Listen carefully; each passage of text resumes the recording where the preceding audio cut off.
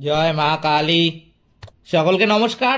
আজকে আমি আপনাদের কর্কট রাশি বা লগ্নের জাতক জাতিকাদের এই মে মাসের 17 তারিখের পর থেকে যে সাফল্য আসবে তার কিছু কথা আপনাদের সামনে কিছু তুলে ধরবো।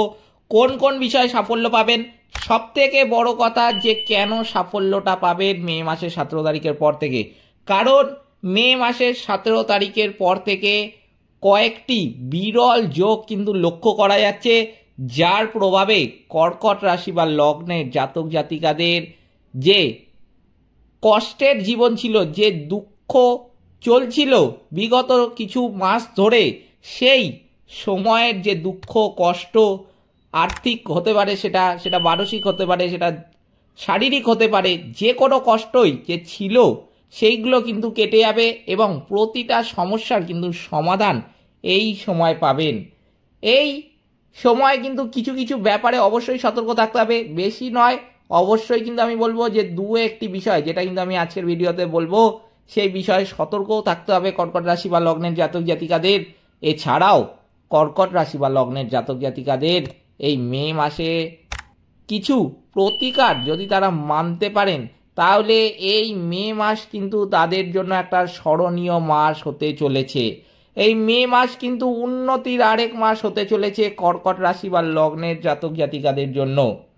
কি কি প্রতিকার মানতে হবে, কোন কোন বিষয়ে সতর্ক থাকতে হবে এবং কি কি সাফল্য তারা পাবেন, কোন কোন বিষয়ে, সবই কিন্তু বলবো আজকের এই ভিডিওটিতে। তাই জন্য কর্কট রাশি বা লগ্নের জাতক জাতিকাদের কাছে আমি প্রথমেই যেই অনুরোধটা করব, একটা ছোট্ট অনুরোধ করব যে ভিডিওটিতে অবশ্যই একটি লাইক, একটি শেয়ার এবং আমার চ্যানেলটিকে সাবস্ক্রাইব করে পাশে থাকা বেল আইকনে ক্লিক করে নোটিফিকেশন বাটনটা কিন্তু অল করতে ভুলবেন না, যাতে জ্যোতিষশাস্ত্র সম্পর্কিত সঠিক ভিডিও আপনার কাছে দ্রুত পৌঁছে যায়। এছাড়াও কমেন্ট বক্সে কিন্তু অবশ্যই জানাবেন জয় মা কালী। মা দক্ষিণা কালী আপনাদের সকল রকম বিপদ ও দুঃখের হাত থেকে কিন্তু রক্ষা করবেন। তো চলুন আজকের ভিডিওটা শুরু করা যাক। কর্কট রাশি কিন্তু রাশিচক্রের চতুর্থ রাশি, যা কর্কট নক্ষত্র মণ্ডলীর সাথে কিন্তু যুক্ত। এটি রাশিচক্রের 90 থেকে 120 ডিগ্রি পর্যন্ত কিন্তু বিস্তৃত। পুনর্বসু নক্ষত্র, পুষ্যা নক্ষত্র এবং অশ্লেষা নক্ষত্রে জন্মগ্রহণকারী ব্যক্তিরা কর্কট রাশির কিন্তু অন্তর্ভুক্ত। এই রাশির অধিপতি হলেন স্বয়ং চন্দ্রদেব। যেটা দেখা যাচ্ছে যে এই মে মাসের 17 তারিখের পর থেকে কর্কট রাশি বা লগ্নের জাতক জাতিকাদের জন্য একটি চমৎকার সময় কিন্তু আসতে চলেছে। যারা চাকরিজীবী আছেন, যেই সমস্ত কর্কট রাশি বা লগ্নের মধ্যে জাতক জাতিকাদের মধ্যে চাকরিজীবী আছেন, তাদের জন্য কিন্তু মে মাসের 17 তারিখের পর থেকে যে সময়টা আসছে, সেটা কিন্তু একটা চমৎকার সময় আসতে চলেছে। কেরিয়ারের দিক থেকে আপনি খুবই ভালো সময় কিন্তু দেখতে পাবেন এবং আপনার জন্য কিন্তু একটা স্মরণীয় সময় হতে চলেছে এই 2025 সালে। এই সময়টা আপনার কেরিয়ারে পদোন্নতি ও উন্নতি কিন্তু হবে এই সময়। যারা নতুন চাকরি বা চাকরিতে পরিবর্তনের চেষ্টা করছেন, তারা এই মাসে কাঙ্ক্ষিত ফলাফল কিন্তু পাবেন। আপনি আপনার ক্ষেত্রে প্রশংসা এবং স্বীকৃতিও কিন্তু পাবেন। এই মে মাসের 17 তারিখের পর থেকে স্থান পরিবর্তনেরও ইঙ্গিত কিন্তু লক্ষ্য করা যাচ্ছে। এই সময় জুড়ে লাভের অধিপতি শুক্রের গোচর অনুকূল থাকার কারণে চাকরিতে প্রত্যাশিত পদোন্নতি বা পছন্দসই স্থানে বদলিও কিন্তু হতে পারে। তবে 17 তারিখের পর থেকে মঙ্গলের গোচর অনুকূল কিন্তু থাকবে না, তাই সিদ্ধান্ত নেওয়ার ক্ষেত্রে মাথায় রাখবেন, আমি আবার বলছি, সিদ্ধান্ত নেওয়ার ক্ষেত্রে তাড়াহুড়ো কিন্তু করবেন না। তাড়াহুড়ো করে কোনো সিদ্ধান্ত কিন্তু এই মে মাসের 17 তারিখ থেকে মে মাসের 27 তারিখ পর্যন্ত সময়টা কিন্তু কোনো সিদ্ধান্ত তাড়াহুড়ো করে নিতে যাবেন না। বিশেষ করে চাকরি সংক্রান্ত সিদ্ধান্ত নেওয়ার সময় সব কিছু বিবেচনা করে সিদ্ধান্ত নেওয়াই কিন্তু ভালো। তাই জন্য আমি কিন্তু বলবো অবশ্যই এই বিষয়ে সতর্ক থাকবেন কর্কট রাশি বা লগ্নের জাতক জাতিকারা। এরপর যেটা দেখা যাচ্ছে যে আর্থিকভাবে এই 17 তারিখের পর থেকে যে সময়টা আসছে সেটা কিন্তু অত্যন্ত ভালো কাটবে। আপনি আয়ের প্রবাহ কিন্তু এই সময় দেখতে পাবেন এবং আপনার বিনিয়োগগুলি আপনার প্রত্যাশার চেয়ে কিন্তু বেশি দেবে। যারা জমি বা সম্পত্তি কিনতে চান তারা এই মাসে কিন্তু তা করতে পারবেন। কাগজপত্র তৈরির সময় অবশ্যই কিন্তু সতর্ক থাকবেন, কারণ সম্পত্তির বিষয়ে কিছু ভুল তথ্য কিন্তু থাকতে পারে যা আগামী দিনে সমস্যার সৃষ্টি করতে পারে। তাই জন্য অবশ্যই কিন্তু এই বিষয়ে সতর্ক থাকবেন। এছাড়াও পারিবারিক দিক থেকে আপনার খুব ভালো সময় কিন্তু এই সময়টা কাটবে। যাদের পরিবারের সদস্যদের সাথে সমস্যা ছিল তাদের সাথেও কিন্তু এই সময় সুসম্পর্ক তৈরি হবে। আপনি আপনার জীবনসঙ্গী এবং সন্তানদের কাছ থেকে কিন্তু ভালো সমর্থনও পাবেন। এই মাসে মঙ্গলের গোচর অনুকূল থাকবে না, তাই আপনাদের সন্তানদের স্বাস্থ্যের বিষয়ে অবশ্যই কিন্তু সতর্ক থাকতে হবে। এছাড়াও আবেগপ্রবণ হওয়া কিন্তু এই সময় এড়িয়ে চলবেন যতটা পারবেন। অতিরিক্ত সতর্কতা অবলম্বনও কিন্তু এই সময় যতটা পারবেন এড়িয়ে চলবেন। স্বাস্থ্যক্ষেত্রেও কিন্তু যেটা দেখা যাচ্ছে এই মে মাসের 17 তারিখের পর থেকে যে সময়টা আসছে সেটা কিন্তু অত্যন্ত ভালো যাবে।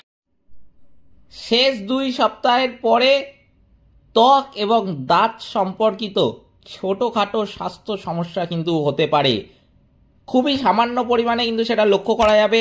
তাই জন্য যতটা পারবেন এই বিষয়ে আগে থেকে কিন্তু সতর্ক থাকবেন। ভ্রমণের ক্ষেত্রে কিন্তু সতর্ক থাকা প্রয়োজন, বিশেষ করে ভ্রমণের সময় খাবার এবং ক্লান্তি সত্ত্বেও গাড়ি চালানোর বিষয়ে কিন্তু সতর্ক থাকবেন অবশ্যই। এই বিষয়ে কিন্তু আমি বলবো যতটা সতর্ক থাকবেন তত কিন্তু আপনাদের জন্য মঙ্গল। যারা ব্যবসায় আছেন তাদেরও কিন্তু ভালো আয় হবে এবং নতুন ব্যবসা শুরু করার বা তাতে অর্থ বিনিয়োগ করার জন্য এটা একটা অত্যন্ত ভালো মাস হতে চলেছে।